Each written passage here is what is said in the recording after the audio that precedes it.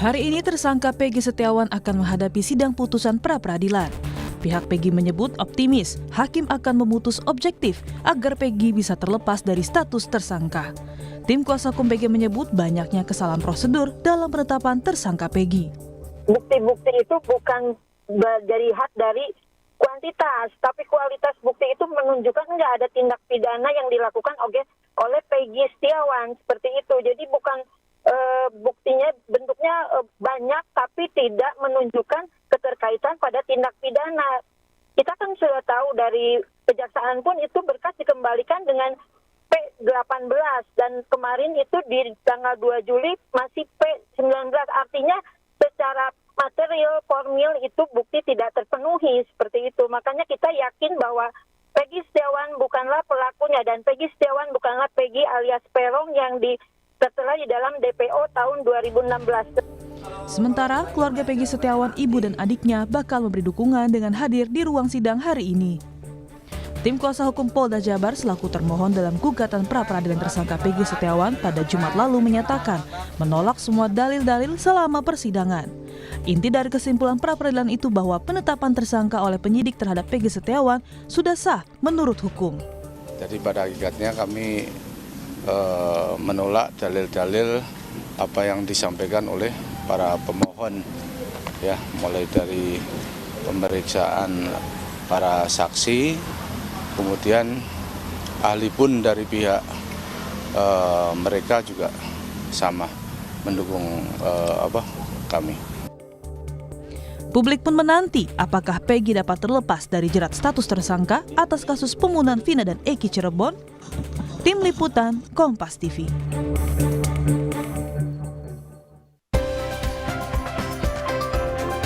Saudara, hari ini Peggy Setiawan, tersangka kasus pembunuhan Vina dan Eki di Cirebon, Jawa Barat akan menghadapi putusan pra-peradilan di Pengadilan Negeri Bandung. Apakah Peggy dapat terlepas dari status tersangkanya? Lalu apa saja bukti kuat yang dimiliki Peggy juga polisi selama proses persidangan? Kita akan ulas hari ini bersama dengan sejumlah narasumber yang sudah hadir melalui sambungan Zoom. Ada pakar hukum pidana dari Universitas Pelita Harapan, sudah ada Profesor Jamin Ginting. Selamat pagi. Assalamualaikum, Prof. Jamin.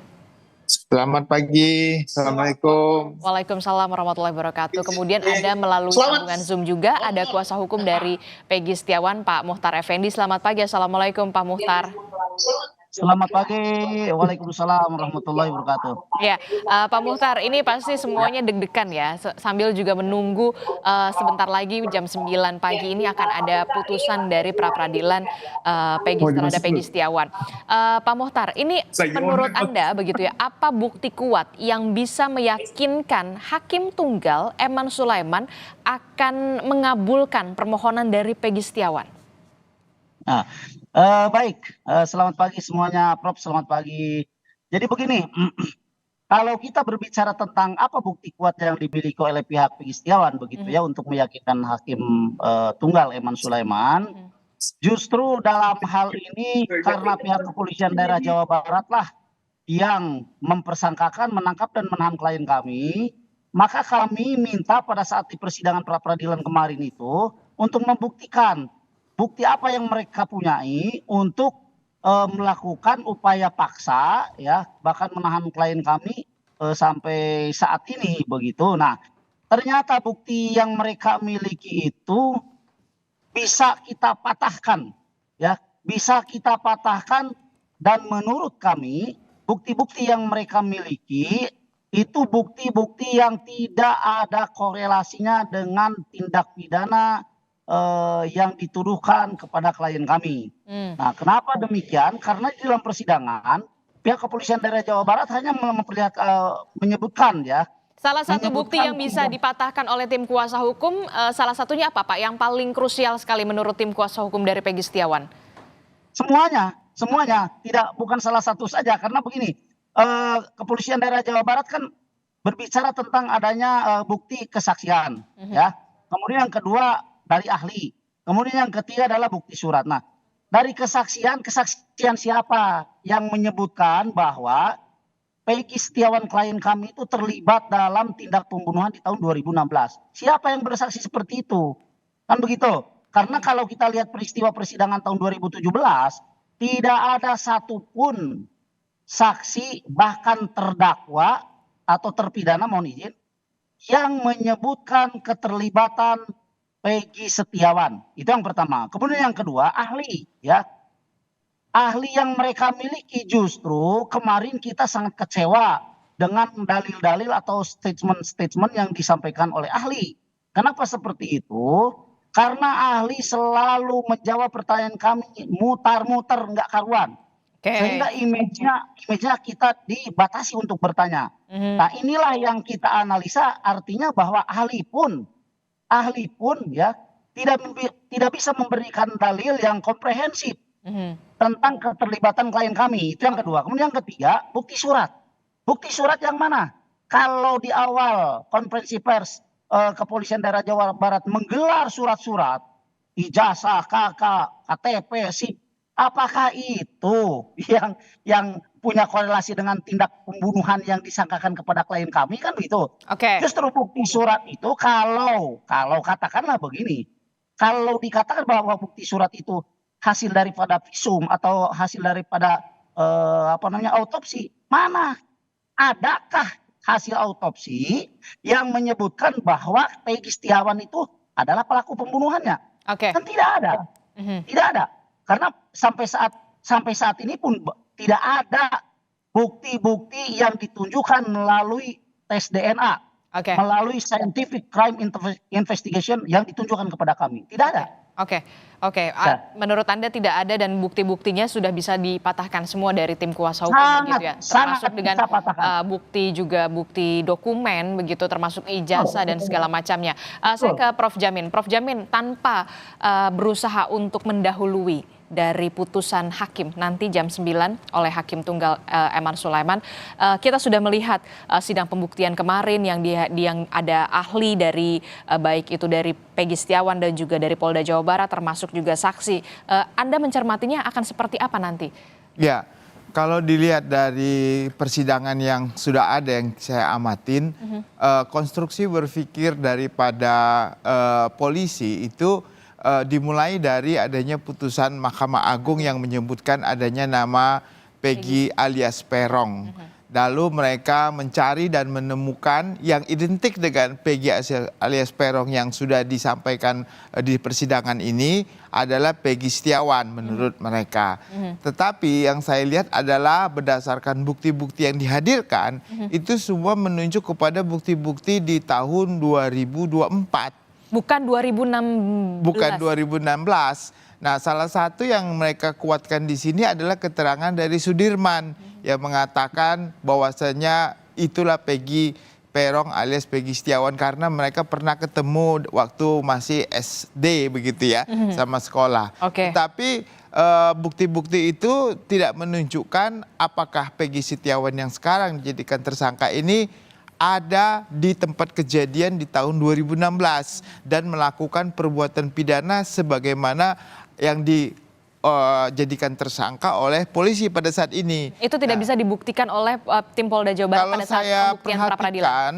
Proses pra-peradilan ini, bukti apa yang mereka hadirkan sebagai suatu perbuatan itu kelihatannya hampir-hampir tidak ada saya lihat. Tapi bukti yang ada hanya menunjukkan Peggy Setiawan yang sebenarnya saat ini ya Peggy Setiawan yang mereka dapatkan bukti. Mulai dari ijazah, kartu keluarga, sidik jari dan segala macam yang identik. Ya benar itu Peggy Setiawan, tapi apakah Peggy Setiawan ini adalah Peggy yang sebagaimana dimaksud sebagai pelaku di tahun 2016 dan perannya seperti apa? Nah itu kan nggak disebutkan apakah dia sebagai bersama-sama pada saat itu, apakah dia sebagai orang yang menyuruh melakukan begitunya. Nah ini kelihatannya sangat minim ya kalau saya lihat sebagai bahan bukti. Apakah bukti surat, apakah bukti saksi. Satu-satunya saksi kembali tadi Sudirman tadi gitu. Padahal Sudirman sendiri tidak menunjukkan dia sebagai perbuatannya ada. Sebenarnya harusnya ya kalau memang dia ada di situ pada saat itu, tentu mereka harus mengungkap adanya contohnya buktinya CCTV yang dia seharusnya ada di situ. Lalu alat yang melakukan kejahatan apa? contohnya samurai atau bambu, di dalam bambu dan samurai itu ada sidik jarinya yang sama persis dengan sidik jari yang dia ambil saat ini. Betul. Dan itu identik begitu. Lalu apalagi?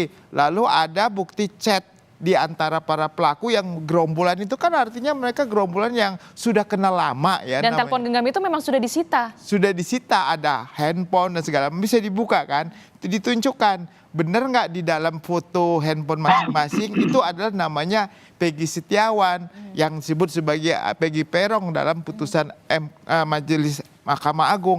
Nah ini sebenarnya hal yang sangat gampang ya kalau memang ada buktinya. Sayangnya memang bukti itu tidak ada atau memang tidak dihadirkan atau sengaja tidak dihadirkan, kita nggak tahu. Bahkan kalau disengaja ini bisa masuk obstruction of justice kan gitu menurut saya. Jadi perlu juga penyidik ini diperiksa apakah ada unsur menghilangkan alat bukti untuk menyamarkan pelaku. Nah kalau sampai bisa ada seperti ini adalah perbuatan obstruction of justice gitu loh. Menghalang-halangi penyidik untuk melakukan penyidikan. Padahal dia juga yang melakukannya. Nah jadi sebenarnya ini peran Propam atau peran daripada Arwasum untuk pengawasan terhadap penyidik yang tahun 2016 ini harus terjun begitu. Supaya masyarakat ini bisa melihat ternyata kemungkinan adanya polisi yang menghilangkan barang bukti atau penyidik itu untuk menutupi siapa pelaku sebenarnya itu bisa diungkap di penyidikan begitu. Dan kredibilitas dari kepolisian juga saya lebih bagus akhirnya gitu karena dia bisa melihat kalau sampai ada polisi yang nggak benar yang berusaha untuk menghilangkan pelaku asli dengan menghilangkan barang bukti bisa diungkap begitu. Oke, ini kan memang juga sempat disayangkan begitu, termasuk juga saya menyayangkan kenapa pada saat sidang pembuktian yang memang seharusnya bisa dibuktikan oleh Polda Jawa Barat, salah satunya adalah kalau tidak salah ada 6 CCTV yang memang menjadi salah satu alat bukti begitu, termasuk juga telepon seluler itu tidak dihadirkan. Ataukah memang punya ada alasan lain ini beririsan terhadap pokok materi perkara nanti? Sebenarnya kalau dikaitkan dengan pra-peradilan, penetapan tersangka itu paradigma sekarang kita adalah kurang cukup alat bukti, bukan kurang bukti. Ya, kurang bukti. Kalau kurang bukti beda dengan alat bukti. Kalau bukti dulu kan paradigmanya cukup ada laporan polisi, ada saksi, ya, itu udah cukup bukti. Tapi sekarang nggak begitu. Dia ada alat bukti sesuai dengan putusan MK 21, dia bilang alat bukti itu alat bukti di mana? Di pasal 184. 184 itu alat buktinya alat bukti yang komplit, artinya alat bukti yang sudah punya kualitas karena sudah ada di pengadilan gitu. Jadi diidentifikasilah bahwasanya alat bukti itu harus juga sudah punya kualitas. Jangan sampai kamu menetapkan orang sebagai sebagai tersangka, lalu alat buktinya nggak relevan dengan perbuatannya lah, nggak. Ini kan nggak boleh. Sebenarnya spiritnya spirit di situ. Alat bukti yang selain punya jumlahnya, tapi kualitasnya juga punya begitu. Oke. Menarik sekali. Jangan-jangan ada peluang di sini ada obstruction of justice begitu untuk mengaburkan siapa sebenarnya. Kemungkinan bisa aja seperti itu kan. Tapi kan namanya juga penyidik manusia juga kan. Bisa aja ada hal-hal lain. Makanya perlu dikembangkan lebih lanjut. Termasuk juga pengawasan terhadap penyidik, pemeriksaan terhadap penyidik pada saat 2016 yang lalu. Seharusnya harus dituntaskan. Harus diperiksa juga. Itu harus benar-benar ada niat baik juga dari pihak kepolisian untuk mengembalikan kepercayaan publik. Utamanya ini sekarang jadi sorotan sekali di hari ini karena ada putusan dari sidang pra-peradilan terhadap Peggy Setiawan. Saya ke pengacara. Pak Muhtar ini kan kalau kita melihat begitu ya, seharusnya kemarin itu memang sidang ajang pembuktian begitu, baik dari tim Peggy Setiawan dan juga dari Polda Jawa Barat begitu ya. Nah kalau sekali lagi saya mengatakan tanpa berusaha untuk mendahului dari putusan pra-peradilan oleh Hakim Tunggal Eman Sulaiman, jika memang nantinya putusan permohonan dari Peggy Setiawan ini tidak dikabulkan, langkah hukum apa yang nantinya akan dilakukan oleh tim kuasa hukum Peggy Setiawan kalau sidang pra-peradilan ini menemui tidak sesuai dengan ekspektasi? Baik, tentunya kami akan menyiapkan segala langkah hukum seumpama tadi yang disampaikan bahwa kami ditempatkan di posisi yang tidak baik begitu ya, artinya tidak menang berdasarkan fakta-fakta di persidangan bahkan berdasarkan dalil-dalil yang kami sampaikan.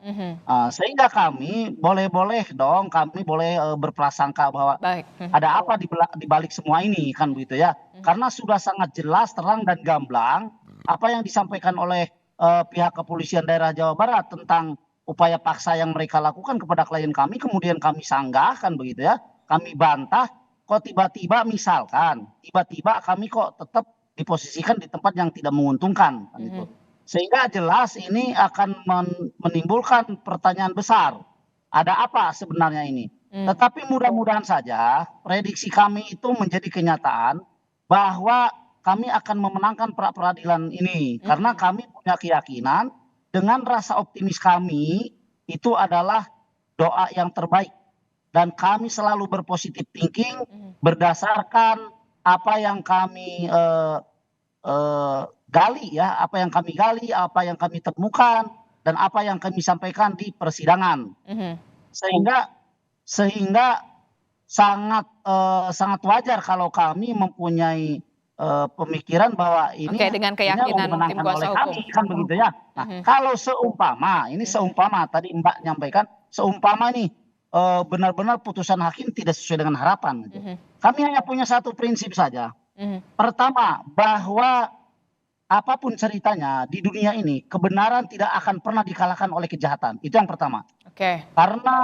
Karena mutlak kebenaran itu adalah milik Tuhan.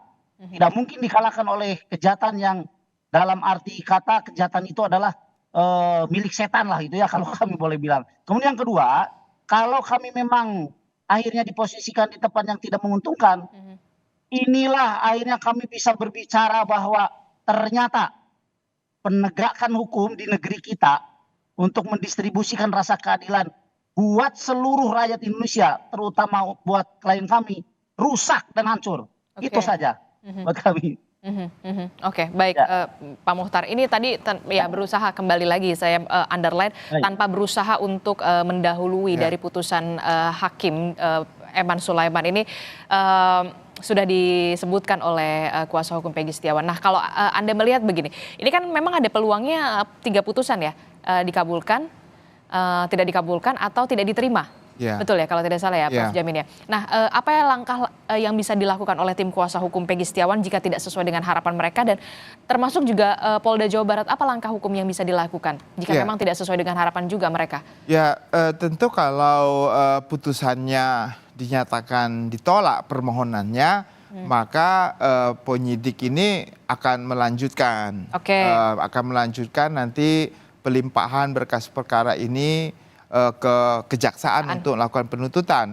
Tetapi kejaksaan juga tidak dengan serta-merta begitu ya, dengan adanya putusan pra peradilan ini menerima dan P21 gitu, ibarat kata sudah lengkap. Tapi tetap aja nanti akan bolak-balik juga karena jaksa mempunyai kewenangan juga untuk mengembalikan berkas tersebut, yang pertama. Jadi pokok perkaranya akan diperiksa kalau jaksa akan melakukan penuntutan. Yang kedua, kalau sampai diterima ya tentu penetapan tersangka tidak sah, penyitaan tidak sah, penangkapan tidak sah, maka gugurlah kedudukan sebagai tersangka dari Peggy Setiawan ini. Tapi apa yang bisa dilakukan oleh Polda Jawa Barat? Polda bisa juga mencari alat bukti lain. Seandainya dia ada alat bukti lain yang menunjukkan Peggy Setiawan yang sudah tadi ditetapkan tersangka, dia bisa lagi dengan sprindik baru untuk menetapkan sebagai tersangka lagi, bisa. Oh, ada pembukaan penerbitan sprindik baru? Ya, dia akan bisa membuka sprindik baru untuk penetapan tersangka kalau masih ada cukup bukti untuk membuktikan Peggy Setiawan ini sebagai tersangkanya, kan bisa dibuka kembali. Jadi nggak serta-merta kalau sudah ditetapkan sebagai putusan pra peradilan dikabulkan dia nggak bisa lagi. Ada banyak itu beberapa kasus ya, sampai berulang-ulang sudah ditetapkan tersangka, pra peradilannya dikabulkan, ditersangkakan lagi, dikabulkan lagi. Tapi itu kan sangat effortnya agak lucu juga begitu ya. Artinya dia akan berusaha untuk mencari yang lain, pasti bukan dia pelakunya begitu. Oke, kita akan kawal bersama Pak Muhtar dan juga Prof. Jamin bagaimana nanti pembacaan putusan dari Hakim Tunggal Eman Sulaiman terhadap putusan pra peradilan terhadap Peggy Setiawan. Terima kasih Pak Muhtar, Prof. Jamin telah bergabung bersama kami. Selamat pagi, Assalamualaikum. Waalaikumsalam Prof. Siap. Waalaikumsalam Mbak.